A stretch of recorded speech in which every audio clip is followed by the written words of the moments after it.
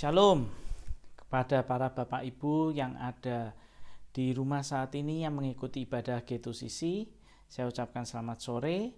Mari kita berdoa untuk mempersiapkan hati kita mendengarkan firman Tuhan pada sore hari ini. Bapa di surga, kami ucap syukur untuk sore hari ini di mana kami boleh punya kesempatan mendengarkan firman-Mu Tuhan melalui siaran online. Berkatilah kami semua Tuhan, terutama hamba untuk menyampaikan firman-Mu. Kendalikan pikiran, hati, dan mulut hamba untuk menyampaikan apa yang menjadi isi hati-Mu. Di dalam nama Tuhan Yesus kami berdoa mengucap syukur. Amin. Bapak Ibu yang ada di rumah, saat ini saya akan membawakan sebuah khotbah dengan judul 4 cara untuk menarik perhatian Tuhan.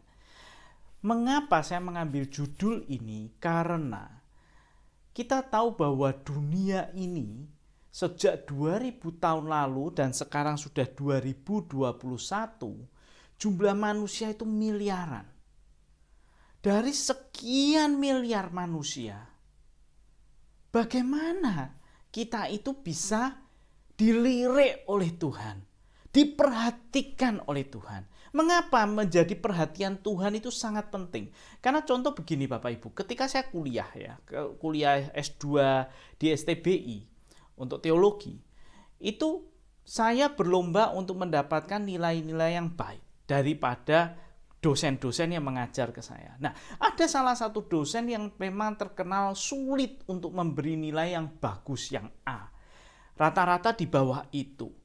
Karena memang memiliki prinsip mungkin A itu hanya untuk Tuhan. Bahkan ada seorang pendeta besar yang terkenal di luar kota yang mendapatkan nilai di bawah A.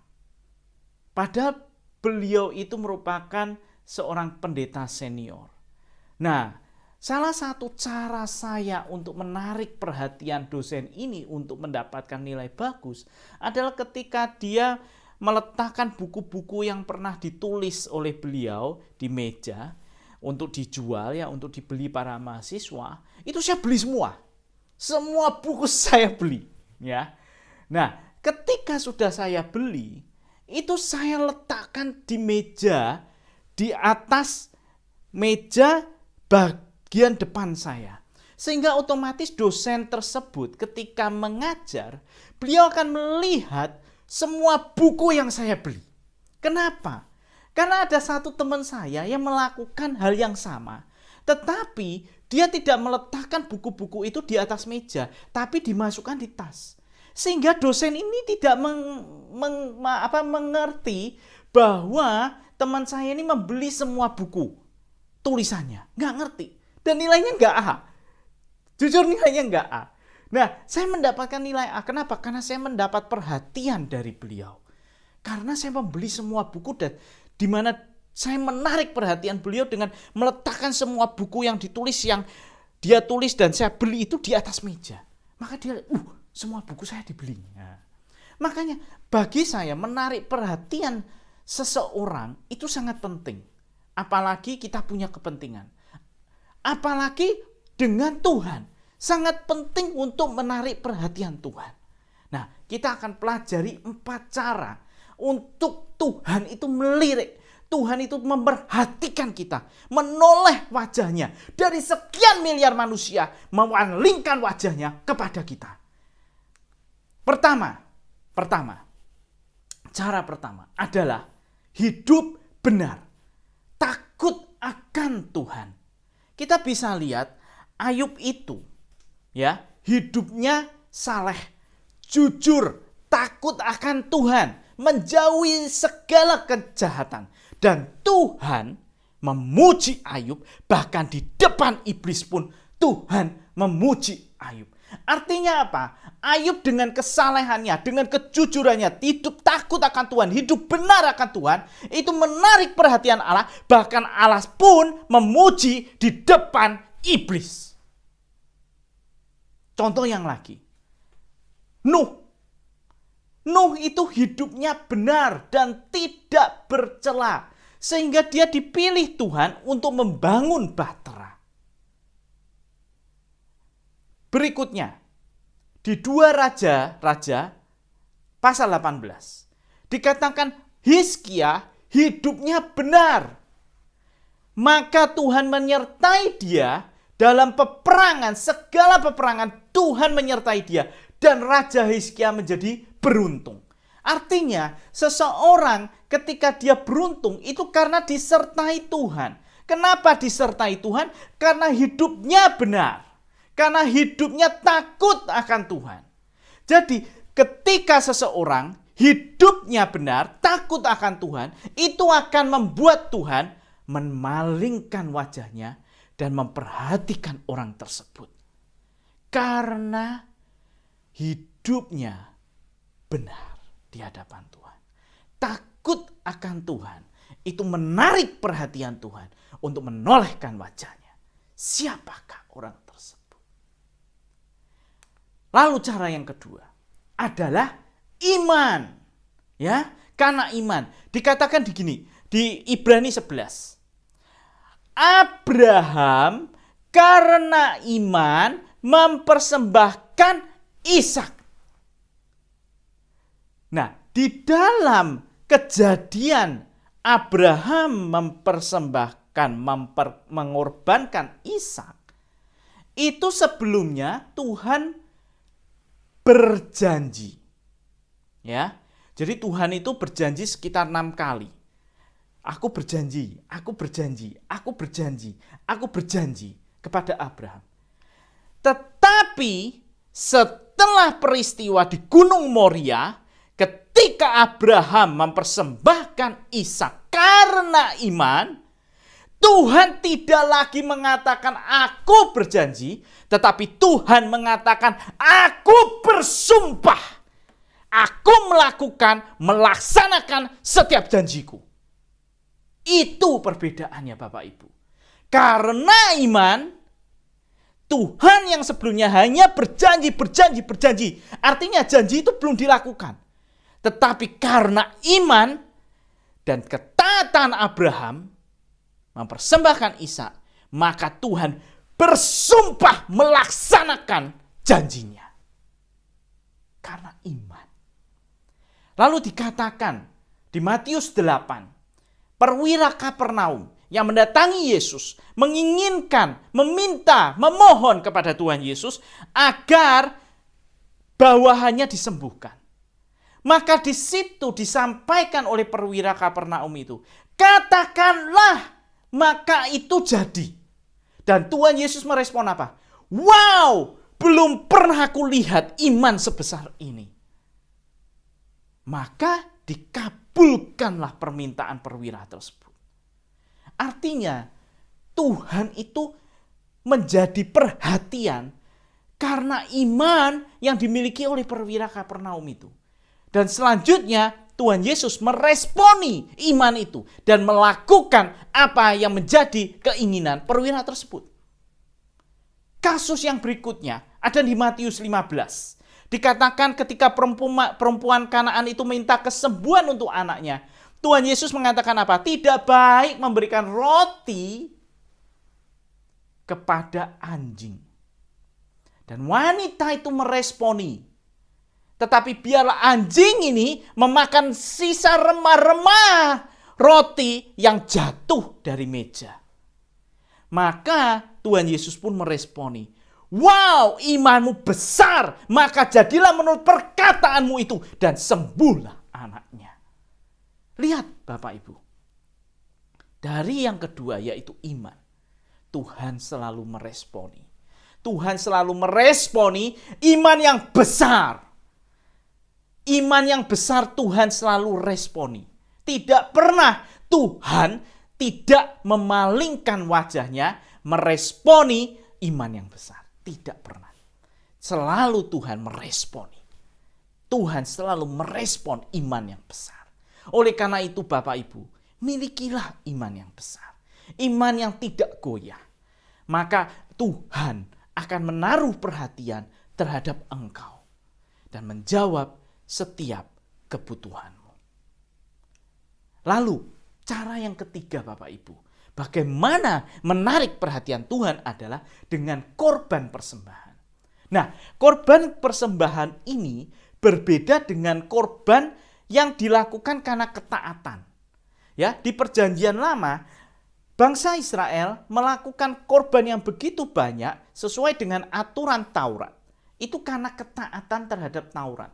Nah, yang saya maksud adalah di sini adalah korban yang di luar ketaatan. Contoh, perpuluhan. Ketaatan memberikan 1/10. Tetapi korban persembahan yang lebih dari ketaatan adalah engkau memberi lebih dari 10%. Seperti itu. Jadi memberikan suatu korban yang lebih besar dari apa yang diminta Tuhan. Itu yang akan menarik perhatian Tuhan. Lihat, belajar dari janda yang memberikan 2 peser. Itu menarik perhatian Tuhan. Dan dipanggil murid-muridnya. Murid-murid. Lihat, dua peser yang diberikan janda tersebut. Itu lebih besar dari yang diberikan oleh orang kaya tersebut. Itu menarik perhatian Tuhan. Karena janda itu memberikan lebih dari yang seharusnya diminta. Maria Magdalena meminyaki tubuh Yesus sebelum disalibkan, sebelum ditangkap. Dan minyak yang dicurahkan itu begitu mahal. Dan murid-murid Yesus mengomentari, ngapain? Sayang, uangnya bisa untuk diberikan, memberi makan orang miskin. Tetapi bagi Tuhan, enggak. Mengatakan apa? Peristiwa ini akan selalu diingat dan diceritakan ketika kapanpun menceritakan peristiwa ini. Artinya Tuhan Yesus menaruh perhatian terhadap setiap korban yang dicurahkan, yang diberikan melebihi apa yang diminta oleh Tuhan. Apa yang sudah harusnya ditaati diberikan lebih. Maka Tuhan meresponi itu. Coba belajar dari Samaria yang baik hati. Ya. Jelas-jelas orang Samaria ini dengan orang Yahudi itu berseberangan, berjauhan. Yang menjauhi bukan orang Samaria, tetapi orang Yahudi. Maka ketika ada seseorang saudagar yang dipukuli, yang dirampok habis-habisan, yang menolong justru orang Samaria. Dan di sini Tuhan Yesus ingin menunjukkan, lihat, aku perhatian terhadap orang Samaria ini. Yang sebenarnya tidak perlu menolong orang Yahudi ini yang dirampok. Tetapi dia menolongnya. Dan memberikan lebih dari apa yang diminta. Bahkan memberikan uang lebih kepada pemilik penginapan. Mengatakan, rawatlah, cukupi semua. Nanti kurang, aku balik, aku bayar. Lihat, orang Samaria ini memberikan lebih dari yang seharusnya. Maka ketika seseorang anak Tuhan memberikan semua yang lebih dari apa yang Tuhan minta, itu menarik perhatian Tuhan. Ketika Tuhan meminta 1/10, engkau memberikan lebih dari 1/10, maka Tuhan menaruh perhatian yang lebih kepadamu.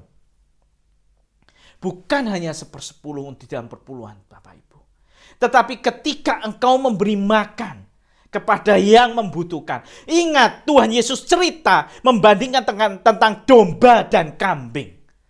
Domba di sisi kanan, kambing di sisi kiri. Domba masuk surga, kambing tidak masuk surga. Permasalahannya apa? Mereka sama-sama bingung. Apa yang menyebabkan mereka dipisahkan? Mereka merasa sama-sama memuliakan nama Tuhan, sama-sama memberitakan nama Tuhan, sama-sama sama-sama melakukan mujizat. Tetapi Tuhan Yesus mengatakan di dalam perumpamaan itu, perbedaannya adalah ketika engkau tidak memberi makan, tidak memberi minum, dan tidak memberi tumpangan kepada sesamamu yang membutuhkan.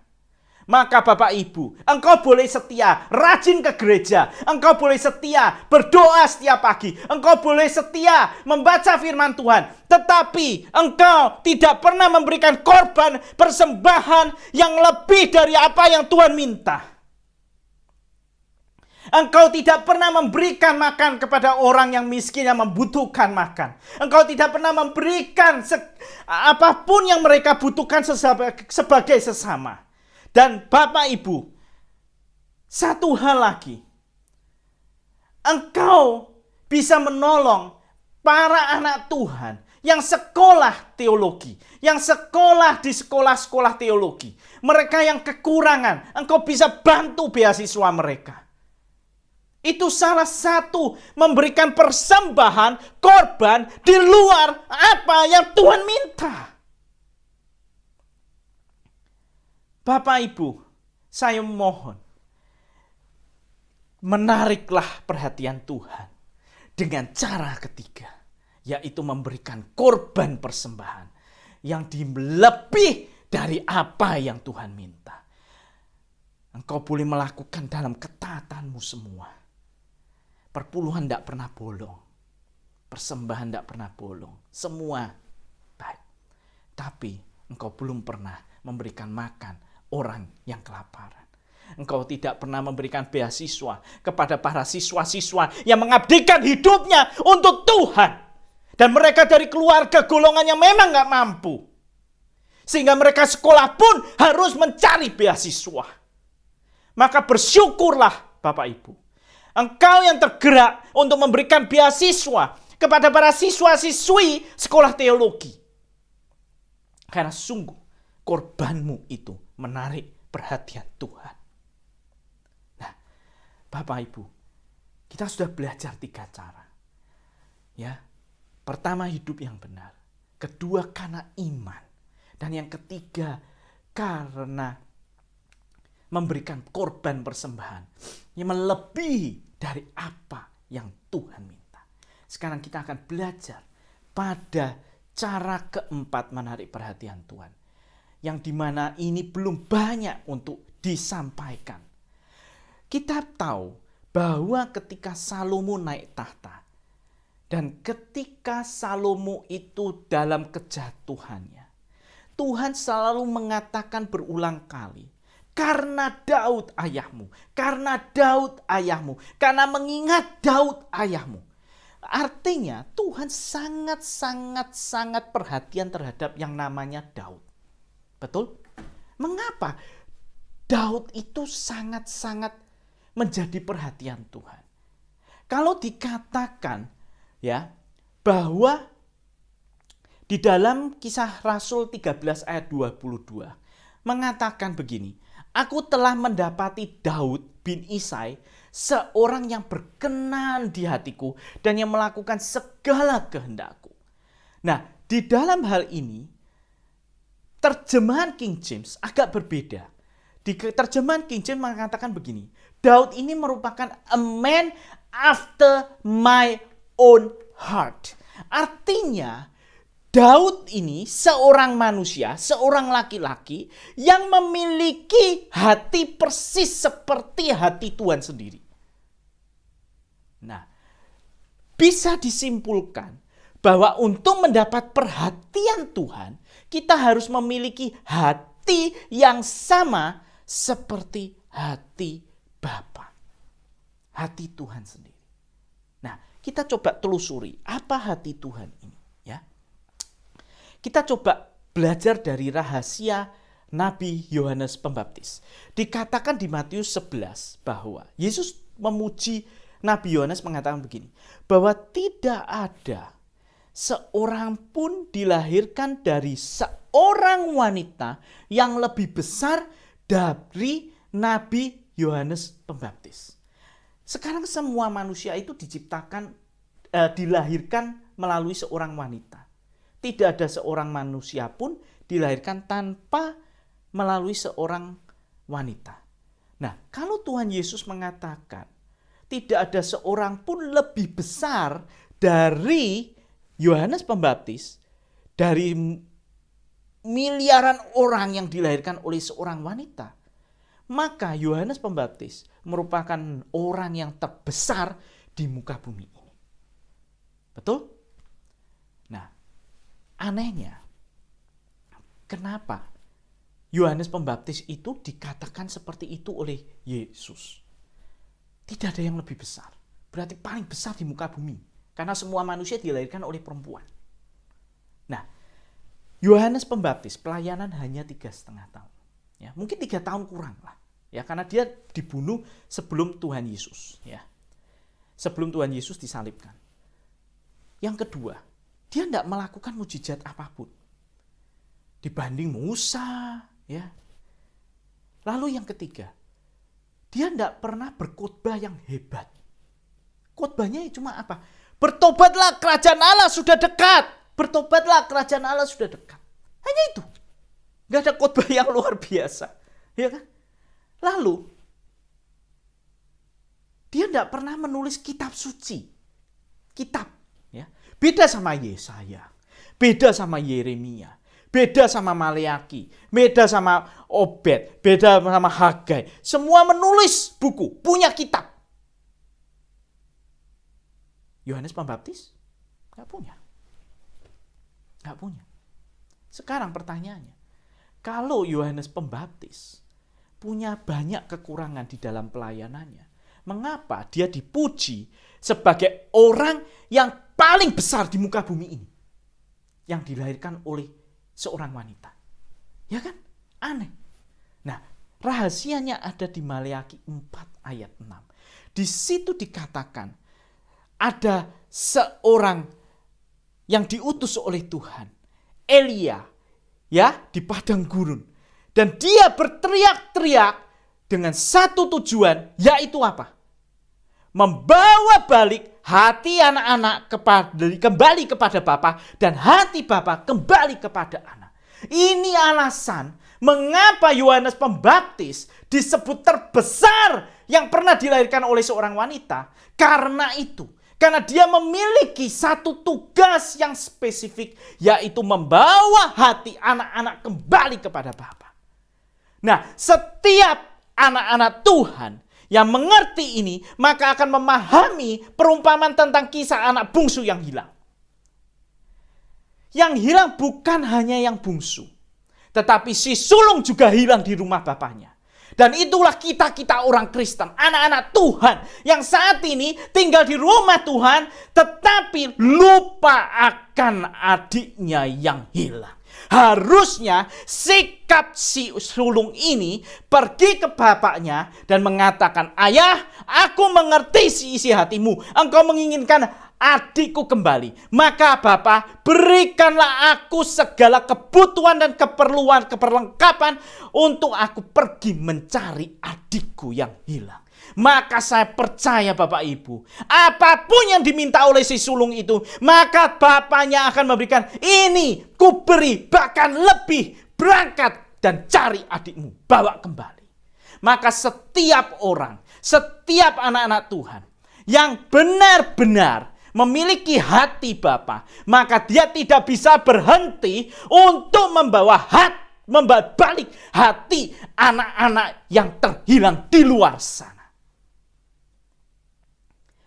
Dan setiap anak-anak Tuhan yang memiliki hati Bapa untuk membawa balik hati ribuan anak-anak kembali kepada Bapa, Tuhan menyamakan dengan Yohanes Pembaptis.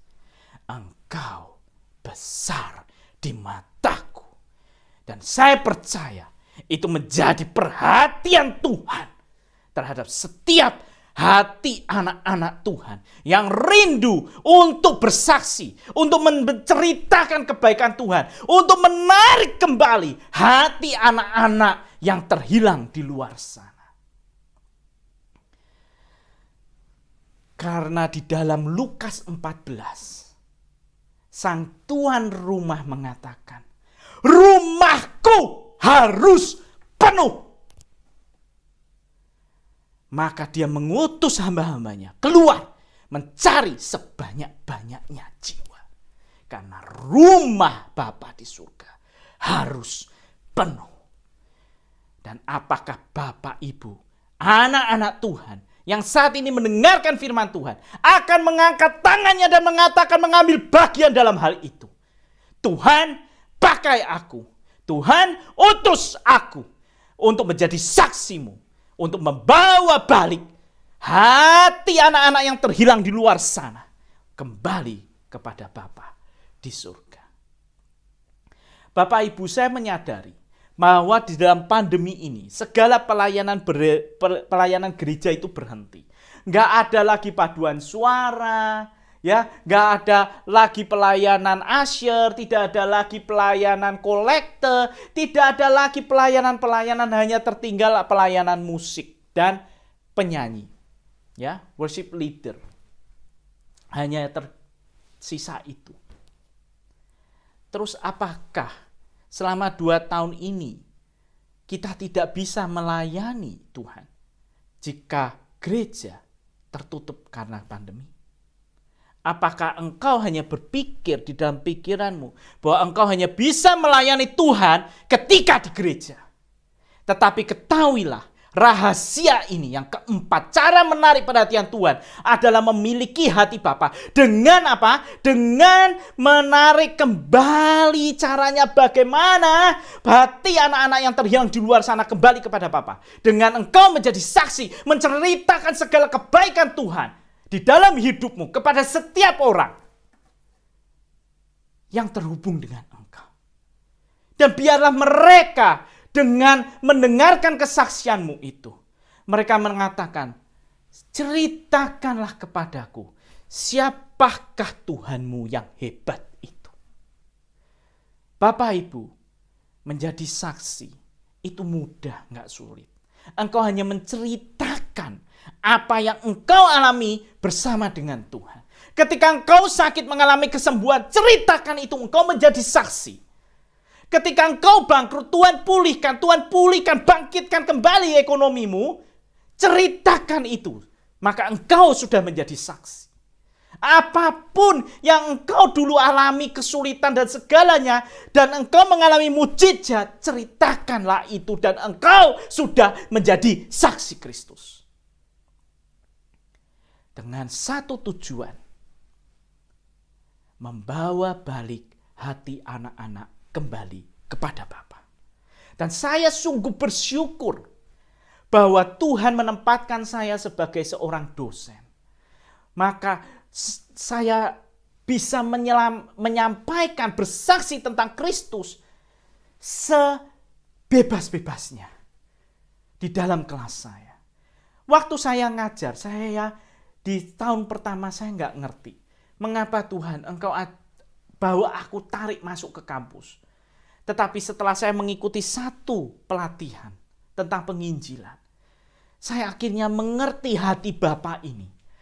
Saya mengerti rahasia Nabi Yohanes. Kenapa dipuji, mendapat perhatian dari Tuhan Yesus. Ternyata karena dia membawa balik hati anak-anak kembali kepada Bapa. Dan dengan itu saya mengalami transformasi hidup. Sejak itu saya tidak pernah berhenti untuk menyampaikan materi-materi kuliah saya dengan materi-materi rohani. Yang tujuannya hanya satu. Membawa hati anak-anak yang terhilang kembali kepada Bapa. Itu tugas kita Bapak Ibu. Bukan engkau hanya duduk diam di dalam rumah Tuhan dan engkau bahkan jengkel ketika sulung kembali ke rumah dan dipestakan oleh ayahmu. Loh, orang itu kan dulu menipu saya. Kok sekarang bertobat? Dan Tuhan, kenapa engkau menerima dia kembali? Engkau marah terhadap Tuhan. Tuh, engkau komplain seperti si bungsu. Seharusnya dia penipu itu harus dihancurkan, dihukum Tuhan. Kenapa engkau terima pertobatannya?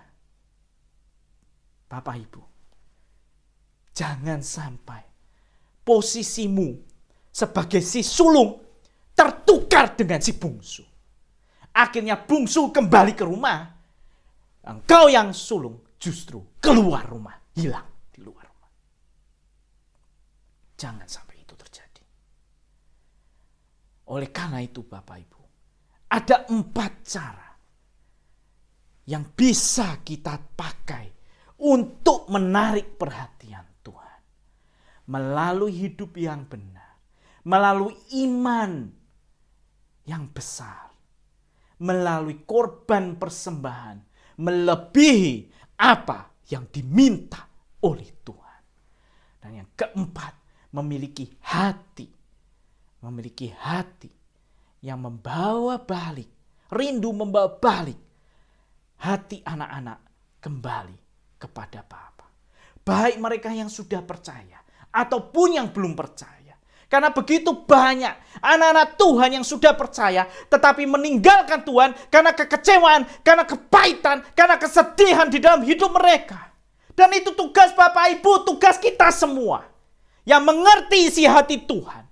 Sebagai sulung, kita harusnya mencari mereka, si bungsu ini yang di luar sana, kembali ke rumah Tuhan, ke rumah Bapa. Sehingga Bapa di surga tidak perlu duduk di luar tenda menunggu si sulung pulang. Karena Bapa sudah tahu bahwa kita, para si sulung, akan berhasil membawa pulang para si bungsu ini kembali ke rumah Bapa. Dan itu akan menyenangkan hati Tuhan. Itu akan menarik perhatian Tuhan. Jangan engkau pelayanan hanya karena di gereja. Tetapi pelayanan yang sesungguhnya adalah melayani anak-anak yang terhilang. Dan itu tidak dibatasi oleh bangunan gereja. Justru di saat pandemi ini, ketika semua pelayanan di gereja dihentikan, gak bisa. Tuhan ingin menunjukkan yang benar adalah pelayanan di luar gedung gereja. Jadi saksi, keluar, menjangkau semua yang bisa engkau jangkau di sekelilingmu. Bukan hanya di gereja. Ini adalah waktu yang terbaik. Mengapa Bapak Ibu? Karena kita tahu setiap detik, setiap saat begitu banyak saudara kita, teman kita meninggal karena COVID. Begitu banyak. Tidak bisa diprediksi. Dipikir umurnya masih muda, dipikir masih sehat, meninggal. Pertanyaannya, apakah mereka meninggal di dalam Kristus? Walaupun mereka sudah Kristen. Tapi apakah hati mereka sudah berbalik kepada Tuhan? Itu pertanyaannya Bapak Ibu. Dan itu yang menjadi tugas kita. Memastikan setiap bungsu yang hilang kembali ke rumah Tuhan. Kembali ke rumah Bapa. Sebelum ajal menyebut. Mari kita berdoa. Bapa di surga, firman Tuhan telah disampaikan. Kebenaran-Mu telah disampaikan. Tuhan, meteraikan firman-Mu ini di dalam hati dan pikiran anak-anak-Mu. Supaya mereka semua tahu bagaimana untuk menyenangkan hati-Mu. Menarik perhatian-Mu melalui 4 cara Tuhan. Baik melalui hidup yang benar. Ataupun melalui iman, memiliki iman yang besar. Ataupun memberikan korban lebih dari apa yang diminta. Dan yang terakhir Tuhan, membawa balik hati anak-anak kepada Bapa. Menjadi si sulung yang keluar rumah dan mencari bungsu-bungsu yang terhilang. Tidak lagi dibatasi oleh pelayanan di dalam gedung gereja Tuhan. Terima kasih Tuhan. Terima kasih untuk kebenaran firman-Mu. Mulai hari ini kami berkomitmen Tuhan untuk berlomba mencari perhatian Tuhan dengan 4 cara ini. Menyenangkan hati-Mu senantiasa. Dan biarlah kemuliaan nama Tuhan dinyatakan di dalam nama Tuhan Yesus Kristus. Amin.